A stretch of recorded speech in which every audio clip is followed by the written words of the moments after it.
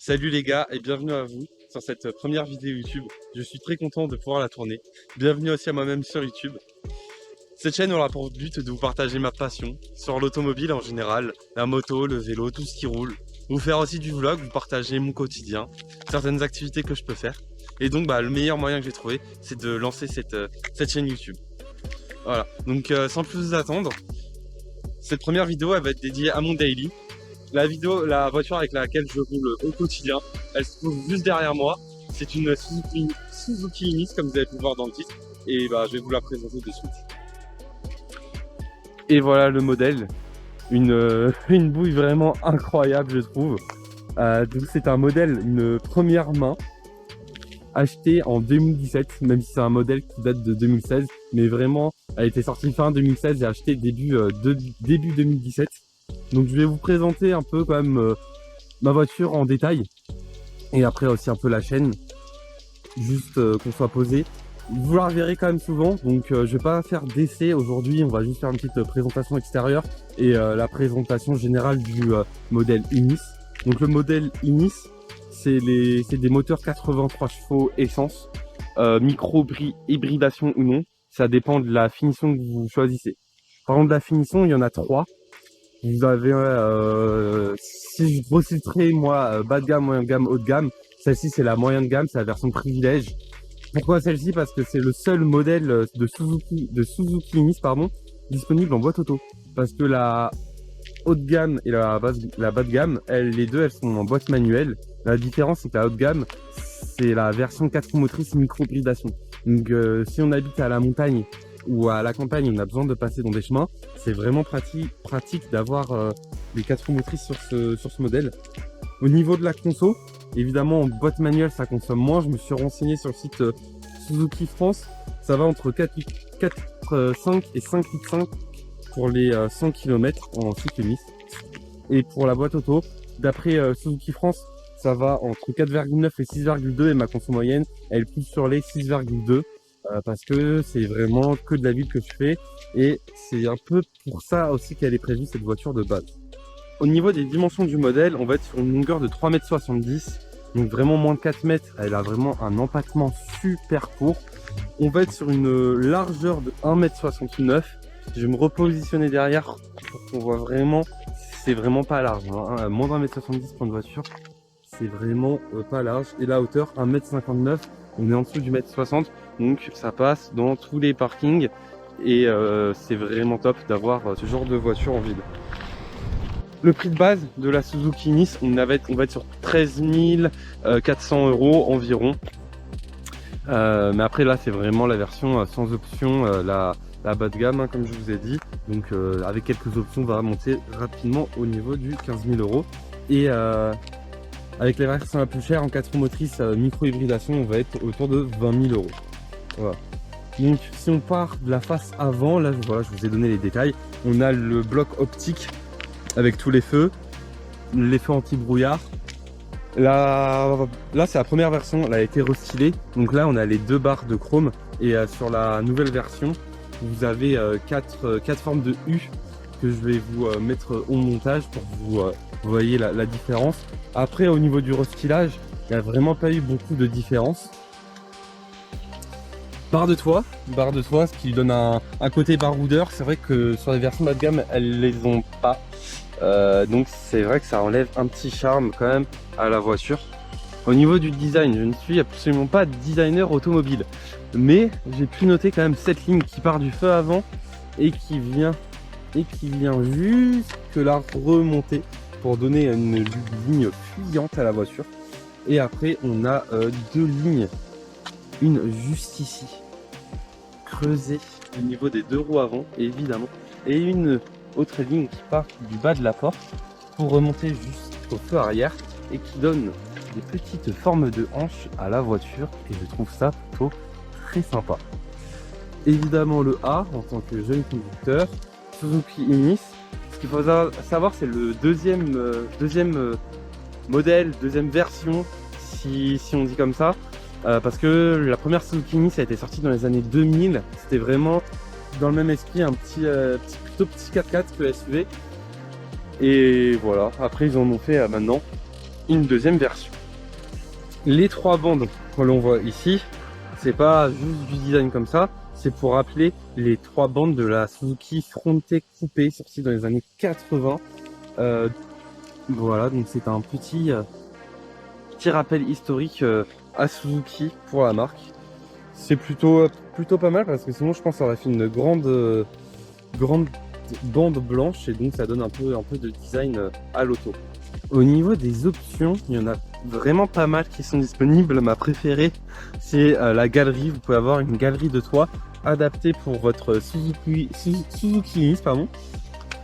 Vous avez aussi, donc sur les anciennes versions, il y avait les barres de chrome juste là et là qui pouvaient avoir des couleurs différentes et l'entourage aussi chrome juste là.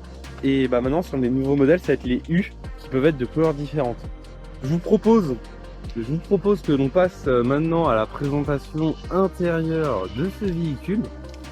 On peut noter juste sur la portière avant d'entrer la fermeture, ouverture centralisée. Ensuite, la seule option prise sur ce véhicule, c'est la sellerie cuir dans la version privilège. Après, tout le reste c'était inclus dans le pack et aucune modification n'a été faite sur le véhicule.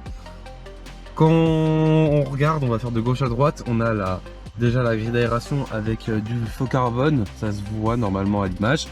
Après, on peut régler la lumière du tableau de bord juste ici. On a 3 écrans. On a un écran pour la vitesse en plein milieu. À gauche, on aura le contour et à droite, un petit écran qui indique kilomètres parcourus. Ça indique la conso moyenne. Enfin, toutes les informations un peu utiles quand on conduit. Le volant, évidemment, Suzuki, plutôt grand par rapport à par exemple une Peugeot 208. Les commodos pour les clignotants, pour les vitres. Là, c'est pour régler tout ce qu'on veut au niveau du son, de la vitesse. Là, c'est pour régler un peu quand on conduit. Un écran de 7 pouces entouré des bus d'aération encore. Plutôt pratique. On peut l'allumer dès maintenant. Quand on l'allume, on a directement Suzuki qui arrive. Bon, il se prépare et s'allume, c'est plutôt rapide. La navigation à partir de celui-ci. On a toujours un petit message d'avertissement. Et ensuite, on peut naviguer comme on veut. Donc là, le petit bouton juste au milieu, c'est pour la navigation centrale. Et donc à partir de là, on a le GPS, le Bluetooth. La voiture, elle est connectée en Bluetooth, mais elle n'a pas Apple CarPlay et Android Auto. Parce que c'est la première version, mais la nouvelle version qui a été restylée, elle a Apple CarPlay et Android Auto, ce qui est un peu mieux. Donc par exemple, si on va sur la radio, vous voyez, ça charge.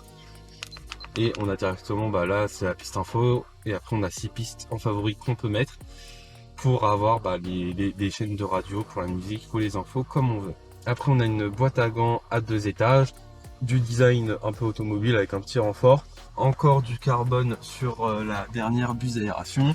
Les tweeters juste là pour la musique et après au niveau des rangements on en a dans la porte passager avant, enfin dans les portes conducteur avant et passager avant, plutôt grand, là pour attraper, là pour fermer la porte. En orange, là on ne pouvait pas changer la couleur, l'orange qui est là c'est en rappel avec celui de la boîte centrale juste ici. Après vous avez la fermeture de la porte si on veut si on a peur qu'elle s'ouvre, on peut la fermer directement là. Et ensuite je pense pour l'intérieur on est plutôt bon. Là vous pouvez voir le non-alignement entre les deux, c'est plutôt drôle. Comme je vous l'ai dit, boîte auto, un vrai frein à main et ensuite on a les sièges chauffants pour les passagers avant. Voilà. Ensuite pas de lumière, mais juste un petit miroir, le miroir aussi, les lampes, les warnings, évidemment c'est normal. Pour aller voir le moteur juste après. Et après donc à l'arrière on a 2 places. Là je suis reculé au maximum avec le siège à l'avant, c'était pour la vidéo, et même avec le siège reculé au maximum à l'avant, mes genoux ne touchent quasiment pas, en tout cas ce n'est pas dérangeant. Et pourtant je fais 1m85 et en fait vu que c'est que 2 places, elles sont vraiment plutôt larges les assises. Et ça c'est plutôt cool. Au niveau des rangements, encore un petit rangement, là c'est que pour une bouteille d'eau avec le petit logo bouteille d'eau, mais sinon ça s'entend, que du plastique dur, pas de plastique moussé, mais en même temps, à 13 000 euros, on peut pas en demander beaucoup à ce type de voiture. Et on va finir avec la présentation du moteur. Et voici la Suzuki Ignis, une fois le capot relevé. Donc vraiment c'est un 3 cylindres, vraiment de tout ce qu'il y a plus de basique. La batterie juste là. Donc là c'est pour le lave-glace, pour mesurer l'huile. Bon, je pense que vous connaissez un peu à quoi ressemble un moteur d'une voiture. Donc celui de la Suzuki Ignis c'est comme ça. Et on se retrouve pour la fin de cette vidéo directement dans la voiture. J'espère pouvoir vous présenter à terme encore d'autres voitures, encore mieux que la Suzuki Ignis, mais en tête je sais que je vais pouvoir vous en présenter une encore bien meilleure, bien plus lourde, au sens propre du terme, et même figurez, vous allez voir, c'est vraiment une bonne voiture. Je vais vraiment vous faire plusieurs concepts différents que je pense pouvoir faire. Et après, n'hésitez pas vraiment à vous abonner, même si je vous l'ai dit au début, je vous le redis quand même, vous abonner, à commenter en me donnant des conseils. Vraiment, je suis vraiment là pour présenter de toutes les voitures. Vraiment, bah là, une Suzuki Ignis qui vaut 13 000 euros. Et si bah, je peux avoir je peux rêver, hein, une Ferrari, une Lamborghini, une Porsche, voire plus. Je suis vraiment preneur de tout ce que vous pouvez avoir pour m'aider à présenter et à pouvoir faire grandir ce projet et cette chaîne YouTube. Sur ce, je vous souhaite vraiment une très bonne journée si vous la regardez en journée et une très bonne soirée si vous regardez cette vidéo de nuit. Et je vous dis à la prochaine. Bye bye.